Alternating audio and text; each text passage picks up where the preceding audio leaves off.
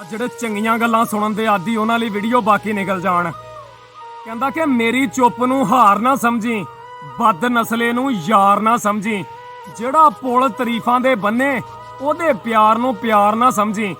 ਮਾਂ ਦੀਆਂ ਗਾਲਾਂ ਘਿਓ ਦੀਆਂ ਨਾਲਾਂ, ਪਿਓ ਦੀ ਮਾਰ ਨੂੰ ਮਾਰ ਨਾ ਸਮਝੀ, ਹੁਸਨ ਦੀ ਆਦਤ ਰੁੱਸ-ਰੁੱਸ ਬਹਿਣਾ, ਮੰਨ ਜਾਵੇ ਇਨਕਾਰ ਨਾ ਸਮਝੀ, ਗਾਫਲ ਹੋ ਕੇ ਮਰ ਨਾ ਜਾਵੀਂ, ਇਸ਼ਕ ਨੂੰ ਕਾਰੋਬਾਰ ਨਾ ਸਮਝੀ, ਯਾਰ ਦੇ ਦਰ ਤੇ ਸੀਸ ਝੁਕਾਵੀਂ, ਨਹੀਂ ਤੇ ਬੇੜਾ ਪਾਰ ਨਾ ਸਮਝੀ, ਸਲੀਮ ਸ਼ੁਕਰ ਦਾ ਕਲਮਾ ਪੜ ਲੈ, ਤੌਬਾ ਕਰਨ 'ਚ ਆਰ ਨਾ ਸਮਝੀ। ਇੱਕ ਲੜਕਾ ਇੱਕ ਲੜਕੀ ਨੂੰ ਕਹਿੰਦਾ ਚੱਲ ਆਪਾਂ ਨੱਸ ਚੱਲੀਏ ਤੇ ਜਾ ਕੇ ਆਪਣੀ ਦੁਨੀਆ ਵਸਾ ਲਈਏ। ਤੇ ਉਹ ਲੜਕੀ ਉਸ ਲੜਕੇ ਨੂੰ ਕੀ ਕਹਿੰਦੀ ਜ਼ਰਾ ਸੁਣ ਕੇ, ਕਹਿੰਦੀ ਕਿ ਤੂੰ ਕਹਿਣਾ ਏ ਆ ਨੱਸ ਚੱਲੀਏ ਆਪਣੀ ਦੁਨੀਆ ਵਸਾ ਨੱਸ ਚੱਲੀਏ, ਤੇਰੇ ਨਾਲ ਜੇ ਮੈਂ ਨੱਸ ਜਾਵਾਂ ਆਪਣੀ ਦੁਨੀਆ ਆਪ ਵਸਾਵਾਂ,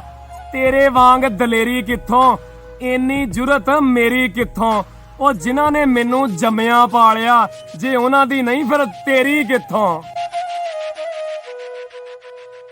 ਕਹਿੰਦਾ ਟੁੱਟੀ ਹੋਈ ਵੰਗ ਨਹੀਂ ਚੰਗੀ, ਆਪਣਿਆਂ ਨਾਲ ਜੰਗ ਨਹੀਂ ਚੰਗੀ,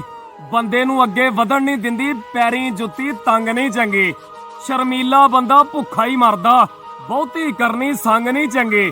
ਠੰਡ 'ਚ ਗੋਡੇ ਗਿੱਟੇ ਦੁਖਦੇ ਬਹੁਤੀ ਪੀਣੀ ਭੰਗ ਨਹੀਂ ਚੰਗੀ, ਟੁੱਟ ਜਾਵੇ ਅਰਮਾਨ ਹੁੰਦਾ ਬਹੁਤੀ ਵਧੀ ਪਤੰਗ ਨਹੀਂ ਚੰਗੀ, ਭੇਤ ਸਾਰੇ ਖੋਲ ਦਿੰਦੀ ਏ ਔਰਤ ਬਣੀ ਮਲੰਗ ਨਹੀਂ ਚੰਗੀ, ਮੀਆਂ ਜੀ ਸਿਰ ਪੜਵਾ ਦਿੰਦੀ ਏ ਬਿਨਾਂ ਖੰਗ ਤੋਂ ਖੰਗ ਨਹੀਂ ਚੰਗੀ।